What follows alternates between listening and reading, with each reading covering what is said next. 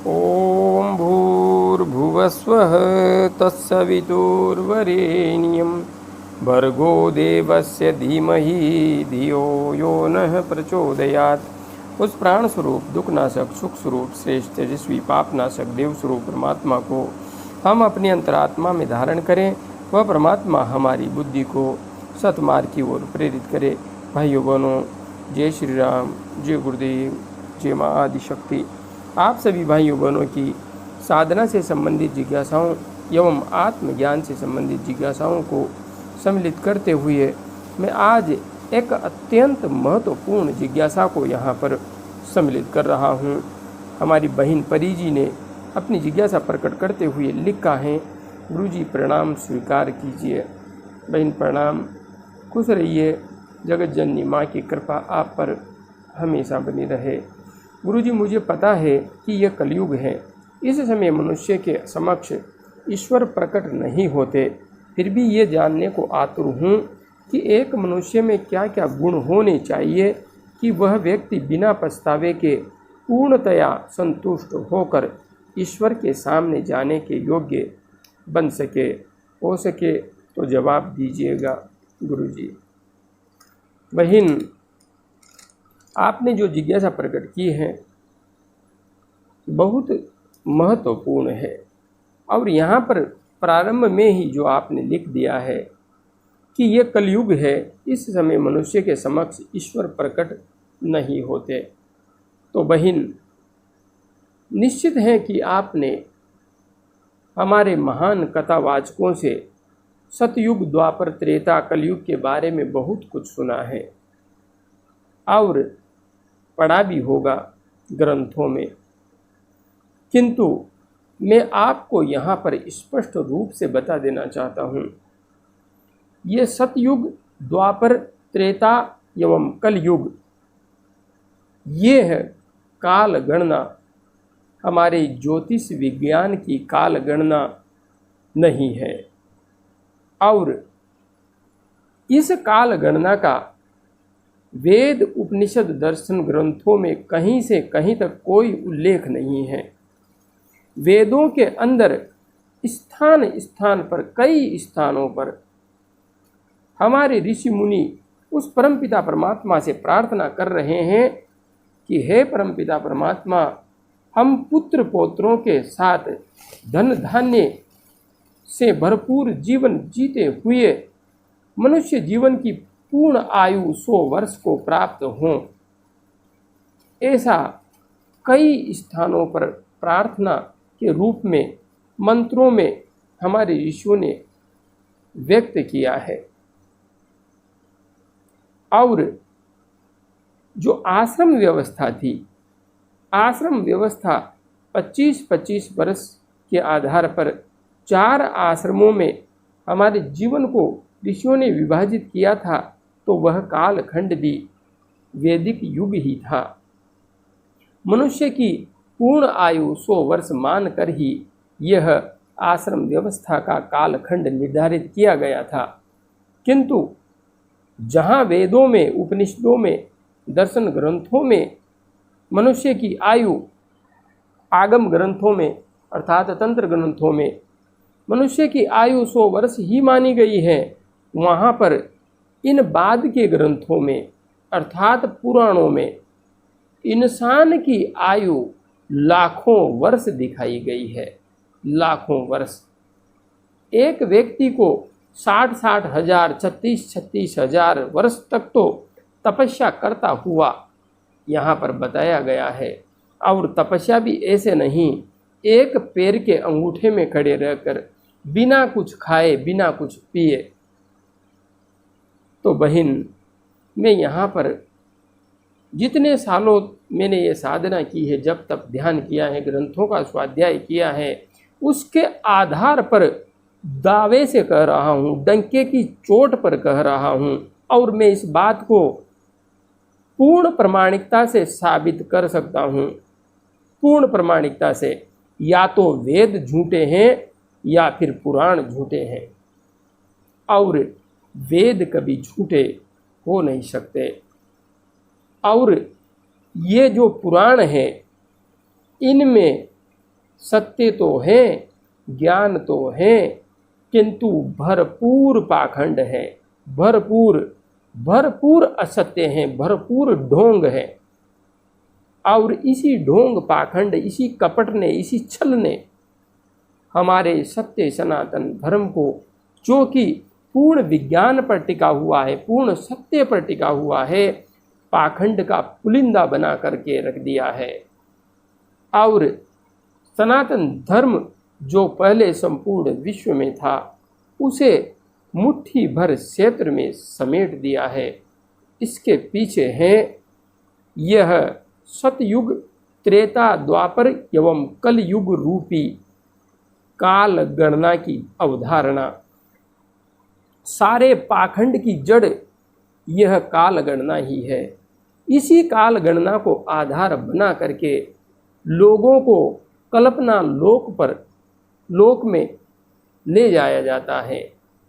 धर्म प्रेमी बंधुओं को मूर्ख बनाया जाता है, सत्य से दूर किया जाता है।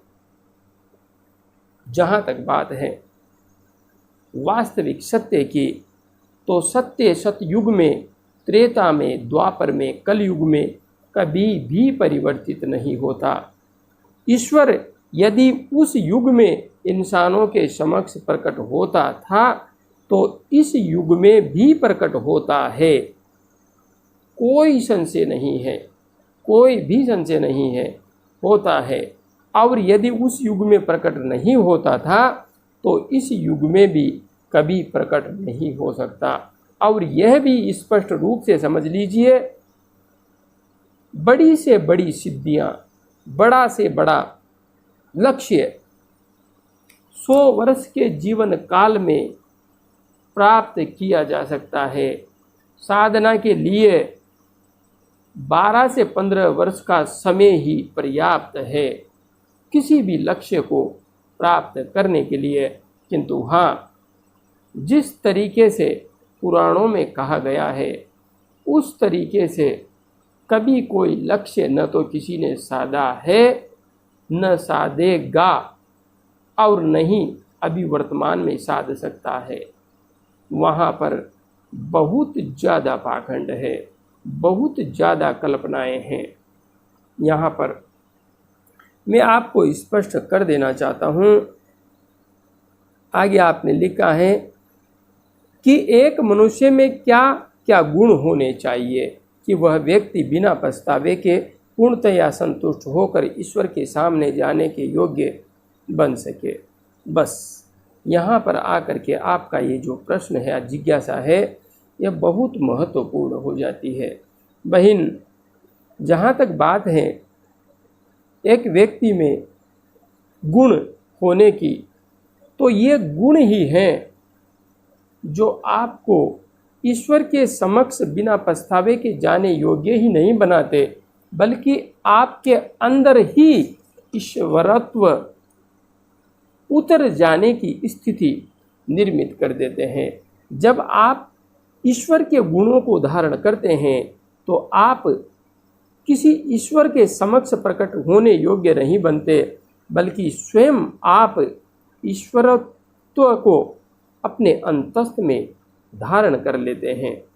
और वे गुण हैं सत्य, अहिंसा, अस्थेय अर्थात चोरी नहीं करने की आदत, ब्रह्मचर्य, दया, क्षमा, सरलता, धैर्य, मिताहार, बाहर और अंदर की पवित्रता, तप, संतोष, आस्तिकता, दान, ईश्वर की पूजा, लज्जा, मति, व्रत अर्थात संकल्प एवं सिद्धांत श्रवण। ये वे गुण हैं जिन्हें अपने अंतस्थ में धारण करने पर कोई भी साधक स्वयं उस ईश्वर के स्वरूप को, उस परमपिता परमात्मा के स्वरूप को अपने अंतस्थ में जागृत कर सकता है, प्रकट कर सकता है। इसमें मुझे कोई भी संशय नहीं है। हाँ, इन गुणों को विस्तार से समझने की आवश्यकता है, सत्य को समझने की आवश्यकता है। भगवान श्री कृष्ण ने महाभारत के युद्ध में युधिष्ठिर से असत्य बुलवाया था, किंतु वह असत्य होने के बावजूद भी सत्य ही था। अहिंसा को भी समझने की आवश्यकता है। दुराचारियों को, आतंकियों को मारना अहिंसा ही है। अस्थे चोरी नहीं करना, यह बहुत ही महत्वपूर्ण है। ब्रह्मचर्य को भी समझने की आवश्यकता है। एक गृहस्थ व्यक्ति भी ब्रह्मचारी ही होता है। और यहाँ पर यदि पुरुष का स्त्री से दूर रहना और स्त्री का पुरुष से दूर रहना ही ब्रह्मचर्य माना जाता है, तो यह ब्रह्मचर्य शब्द की बिल्कुल गलत व्याख्या है। ब्रह्मचर्य एक विराट शब्द है, एक विराट व्यक्तित्व की ओर इंगित करता है। इसलिए सिर्फ स्त्री का पुरुष से दूर रहना और पुरुष का स्त्री से दूर रहना ब्रह्मचर्य नहीं है। ब्रह्मचर्य गृहस्थ जीवन में भी पूर्णतया घटित होता है, इसमें मुझे कोई संशय नहीं है। दया, करुणा का भाव बहुत जरूरी है। क्षमा होनी चाहिए, सरलता होनी चाहिए, धैर्य एक साधक के अंदर बहुत जरूरी है।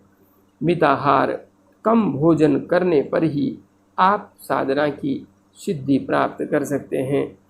बाह्य आभ्यंतर की पवित्रता बहुत जरूरी है। बाहर से स्नान आदि कर लिया, लेकिन अंदर से हमने अपनी विकृतियों को मिटाया ही नहीं, तो उस परमपिता परमात्मा का स्वरूप हमारे अंतस्थ में कभी भी प्रकट नहीं हो सकता। तप का अर्थ चारों तरफ अग्नि जलाकर उसके बीच में बैठ जाना नहीं है। योगियों का तप प्राणायाम है। अच्छी तरह से प्राणायाम का विज्ञान समझ करके नियमित रूप से प्राणायाम करना चाहिए, और वैसे जीवन के पथ पर आगे बढ़ते हुए कठोरताओं को सहन करना भी तप है। जब हम सत्य, अहिंसा, अस्तेय, अपरिग्रह आदि के पथ पर आगे बढ़ते हैं, तो इस स्थिति में हमारे अंदर तप की एक स्थिति निर्मित हो जाती है। अपने आप पर संयम सधता है। तो तप को भी विस्तार से समझने की आवश्यकता होती है। संतोष होना अत्यंत आवश्यक है एक साधक के लिए। आस्तिकता उस परमपिता परमात्मा पर और जगत जननी माँ पर पूर्ण आस्तिक भाव निश्चित रूप से होना चाहिए। दान देने की प्रवृत्ति होनी चाहिए। यदि हम दान देते हैं तो हमारे अंतस्थ में एक रूपांतरण घटित होता है, एक कर्तव्य बोध जागृत होता है। यह संपूर्ण प्रकृति दान की प्रवृत्ति पर आधारित है। हमारे को पेड़ पौधे फल देते हैं, पत्ते देते हैं, लकड़ी देते हैं, प्राण वायु ऑक्सीजन देते हैं, छाया देते हैं, और भी न जाने क्या क्या देते हैं। तो पेड़ भी देने के भाव से भरे हुए हैं, नदियाँ भी देने के भाव से भरी हुई है, और यह संपूर्ण प्रकृति देने के भाव से भरी हुई है।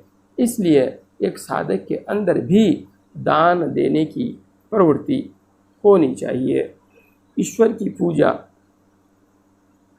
की पूजा यह भी बहुत जरूरी है, किंतु यह विषय भी थोड़ा विस्तार से समझने का है। लज्जा का भाव भी एक साधक में, एक साधिका में अवश्य होना चाहिए। मति बुद्धि का, सद्विवेक का होना बहुत ही आवश्यक है। सही एवं गलत का निर्णय करने की सामर्थ्य एक सच्चे साधक में होनी चाहिए। व्रत अर्थात संकल्प शक्ति साधक के अंदर कूट कर भरी हुई होनी चाहिए। बिना संकल्प के इस संसार में कुछ भी सिद्ध नहीं किया जा सकता। एवं अंतिम है सिद्धांत श्रवण।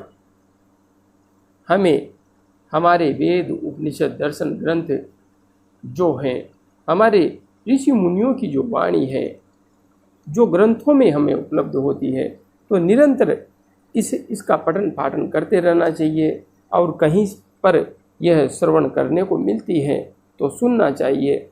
इससे हमारे अंतस्थ में ज्ञान का प्राकाट्य होता रहता है। हम सत्य के पथ पर, साधना, जप, तप, ध्यान के पथ पर निरंतर आगे बढ़ने की ऊर्जा प्राप्त करते रहते हैं। हमारे ऋषि मुनियों के जो रचे हुए ग्रंथ हैं, उनके माध्यम से उनके शब्द हमें हमेशा प्रेरणा देते रहते हैं और इससे हमारे अंदर सतत प्राण ऊर्जा जागृति बनी रहती है। इसलिए सद्ग्रंथों के माध्यम से मानव मात्र के कल्याण करने वाले सद सिद्धांतों का श्रवण हमेशा करते रहना चाहिए, पठन पाठन हमेशा करते रहना चाहिए। यही वे मुख्य गुण हैं जिन्हें धारण करने पर एक साधक स्वयं ही ईश्वर को अपने अंतस्थ में उतार लेता है, प्रकट कर लेता है। मैंने उपनिषदों का स्वाध्याय करते हुए इन सिद्धांतों को गहराई से महसूस किया है। इन सिद्धांतों को धारण कर लेना ही ब्रह्मत्व की वास्तविक उपलब्धि है। ईश्वर के समक्ष प्रकट हो जाना तो दूर की बात है, बल्कि ईश्वर स्वयं हमारे अंतस्थ में आकर ही निवास करने लगता है। जय गुरुदेव, जय माँ आदि शक्ति।